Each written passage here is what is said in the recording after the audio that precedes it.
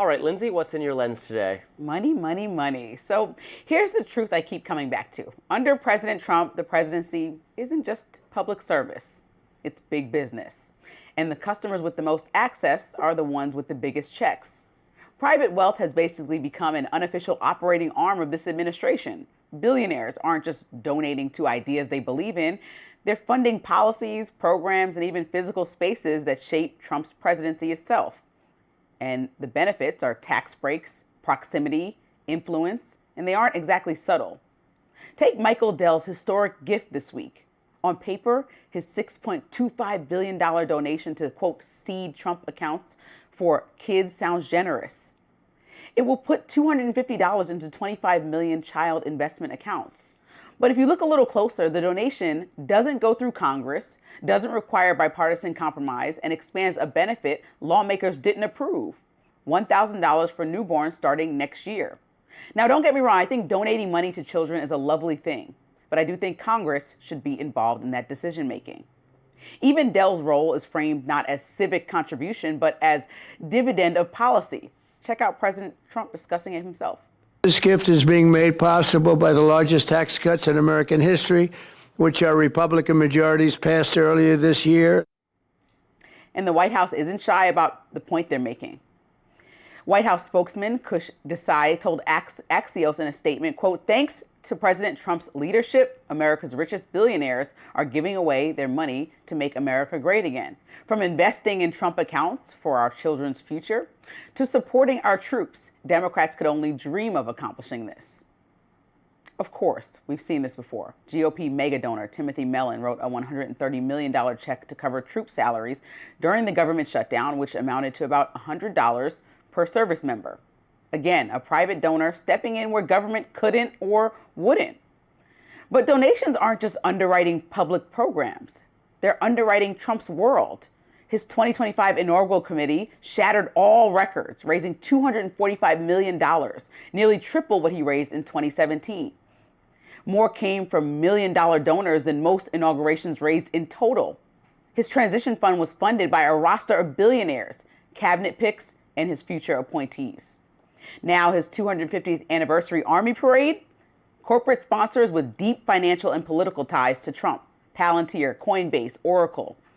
Ethics lawyers warned it could create the appearance that the U.S. government endorsed the brands of Trump insiders. And now the new White House ballroom that Robbie loves, a 90,000 square foot project replacing part of the East Wing, financed by Trump's own money plus corporate donors, many of whom have business before the administration right now. The price tag is creeping toward $300 million, but JP Morgan Chase declined to contribute, with CEO Jamie Dimon explaining he couldn't risk the perception of, quote, buying favors that might create problems with, quote, the next DOJ. That should tell you everything you need to know. Even Trump seems comfortable openly shopping new ideas to his wealthiest friends, including a Triumph Arc near the Lincoln Memorial. And then there's the crypto piece, where the line between public power and private profit gets really blurry. Back in May, Trump hosted the highest paying customers of his personal cryptocurrency business at the White House. A sitting president giving VIP access to customers of his own company is already a red flag. Then came the pardon of Changpeng Zhao, the billionaire co-founder of Binance, who had pleaded guilty to violating anti-money laundering laws, served 4 months, and then paid a $50 million fine. But Zhao is worth nearly $80 billion. His exchange has promoted a stable coin issued by a crypto firm backed by the Trump family. And Trump later said on 60 Minutes that he didn't know who Zhao was. Look, where there's this much smoke, at minimum, we can acknowledge that somebody is actually lighting a match. Now, some conservatives say this is efficiency, private money stepping in where government is slow or ineffective. But there's a bigger question here. When wealthy patrons fund the presidency itself, its programs, its ceremonies, and even its buildings, who does the government ultimately answer to? Because the more politics start to look like a VIP club, the fewer seats the public actually has inside. Isn't it a problem that the CEO of JP Morgan doesn't think he can make a contribution to this public works project because a future Democratic administration would come down on him for that? Isn't that the real problem here? That a Democratic DOJ would punish you for contributing to the White House renovation?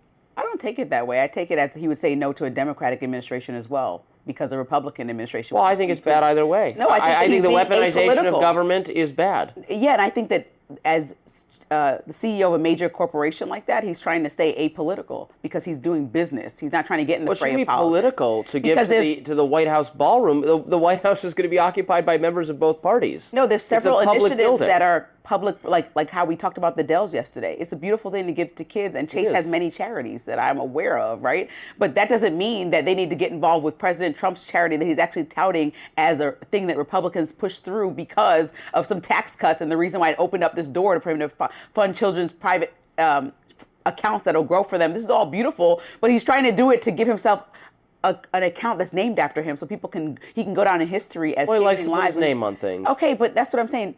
Chase doesn't have to be involved with that. And so Dell is choosing to be involved. It's noble of what it can actually get accomplished. But this is something that needs to go through Congress. And so the president likes to skip over those steps and take money from multiple people. The White House renovation is something that needs to go through Congress? No, that needed to go through the board that generally clears projects like that. And we talked about that in detail, how he skipped over them or fired half of them, right? That's a whole different issue. But I'm talking about the many ways that people that have business before President Trump tend to pay him or pay into the government in some way and then get their business handled how they want, right? It's a lot of shaky business practices that I spent about 7 minutes discussing. And so you can't lump them all into this Dell project or talk about just the renovations. I want you to address it all. You don't think anything's wrong with the crypto relationships that we're seeing in the government. You don't think anything's wrong with the fact that he has relationships with people that have money, projects and initiatives before him, and he's having relationships where they're sending money to him. You don't think anything's wrong with any of these relationships. You just think it's all fine and the president should do this. No, I didn't say that. I think the business of America is business, and America our regulation should be friendly to prosperity and to people investing in America and creating value in the marketplace. The thing I dislike them very most is one firm or one industry trying to get an advantage over the other by bribing the government. If that's what's going on, I'm very much against it. If they're just supportive of Trump, because under Trump, unlike under Democrats, under Trump, there's generally permissivity and allowing, there's less government regulation. It's firms setting their own rules, which is the better way I want it to be. So they are supporting Trump, because if they were to support Democrats, then you end up with Elizabeth Warren and Lena Khan and others who want to destroy big business, want to destroy business entirely, think billionaires shouldn't exist, think crypto should probably be regulated out of existence. I think that's Elizabeth Warren's plan. They can't even exist under a Democratic rule. You saw the tech executives learned. I remember when Mark Zuckerberg, before Elon Musk was Republican, Mark Zuckerberg was a partisan Democrat. Tim Cook, all these people were much more supportive of the Democratic Party than they were of the Republican Party. And what they learned is that that's a waste of our time and effort to try to cozy up to Democrats because they're trying to destroy us. They want to regulate us out of existence. They think a big, successful organization is a policy failure. They think Amazon is a bad thing. Amazon, which has mastered the art of meeting human need, should be broken up and destroyed because some of its workers don't like working there. Maybe they should work somewhere else then.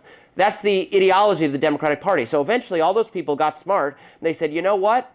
We should be Republicans. We should be with the Republican Party because the Republican Party got mad at us when we censored Republican speech, as Facebook did, but that was the government was making us do that anyway. We'll say that, we'll make the case, we'll stop being mean to Republicans, and they'll let us be unregulated, and that's the deal that was struck, and I think it's basically the correct deal for America. So that's where we are. But I think you're oversimplifying because a lot of times these big businesses have the money to pay, to lobby, to argue some of their points and what they'd like to accomplish. But then there are the smaller people that work for those corporations and that don't have the money to pay President Trump in the way that he's getting paid by donating big sums of money to initiatives that he cares about. But their voices should still be heard. The government is supposed to represent everybody, not just big businesses. And so a lot of times when you look at all the allies that the president has made and who's putting money before him and what initiatives that he wants to move forward, then you're like, okay, well, this is a money game. So what about the average American that can't be in this conversation? The average American that works at Amazon in the factories and just wants to be treated better by the unions and is arguing those points. So maybe there's a balance between an Elizabeth Warren perspective. Maybe she doesn't want to get rid of Amazon completely, but she just wants workers to not be treated unfairly. My view is and so that that's what the government can do is work together. and demonize the wealthy and the successful ends up helping the poor and less well off. No program that sets out to do that ends up making things better. You can bring down the top earners. You can't lift up the bottom that way. That's my view. Well, we're just going to agree to disagree. Okay. Up next, Governor Josh Shapiro has some choice words for VP Kamala Harris. We'll be right back after this.